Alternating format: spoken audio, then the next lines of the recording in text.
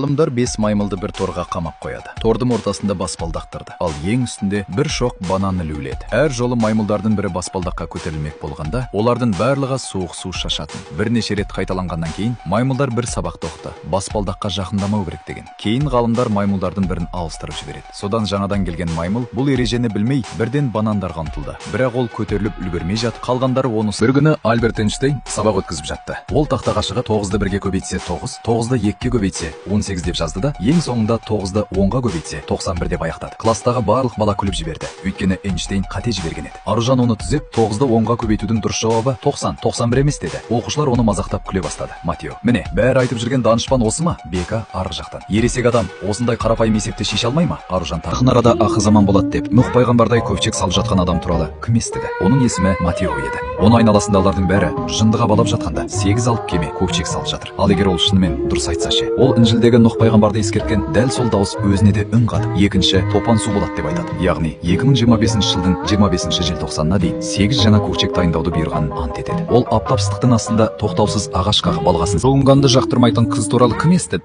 Оның есімі Аружан еді. Ол душ қабылдауды жек көреді, бірақ өзін мектептің ханшайымы деп санайды. Оның күні ешқашан тіс жуудан да, бетін жуудан басталмайтын. Күні денесіне иісу мен спрейді шамадан тыс шашудан басталады. Сонымен иісін жасырам деп ойлайтын. Аружан өзін ханшайымын деп ойлайтын. Ал айналасындағылар тек тұншығып қалмауға тырысады. Оның шашы май басқан, ал өзі оны дымқыл эффект деп атайды. Сөмкесінде кітапта, дәптерде жоқ. Тек Кока-кола мен шашын жуған қыз туралы кім естіді? Оның есімі Аружан еді. Аружанның шашы өте қатты, құрғақ және сынғыш еді. Қымбат шампунь мен күтім құралдарын сатып алуға оның мүмкіндігі болмады. Құрбылары әдемі, жылтыр шаштармен мақтанған кезде Аружан өз шашынан қатты ұялып, көбіне бас киім киіп жүретін. Бір күні ол интернеттен ерекше кеңес оқып қалады. Шашты Кока-коламен жуса, ол жұмсақ әрі жібектей болады деген. Үміті азайған Аружан бұл әдісті байқап көруге әлемдегі ең құрттай адам туралы кім естіді? Иә, ол бір жасқа да толмаған баладан да кішкентай ет. Өкінішке қарай бұл шынайы оқиға. Ондаған жылдар бойы оның шағын ауылынан тыс жерде ешкім оның бар екенін де білмеген. Оның есімі Матео еді. Ол 1939 жылы Непалдың алыс бір ауылында дүниеге келген. Айналасындағы адамдар өсе бергенде Матео небәрі 8 айлығында өсуді тоқтатқан. Оның бойы бар болғаны 54 сантиметр, ал салмағы тек 12 келеді. Көп жылдар бойы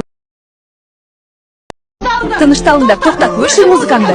Ой, не болды аптығып сонша? Еліміз егемендік алды деймін. Тәуелсіздік алдық, азат болдық деймін. Тәуелсіздік алдық, азат болдық деймін.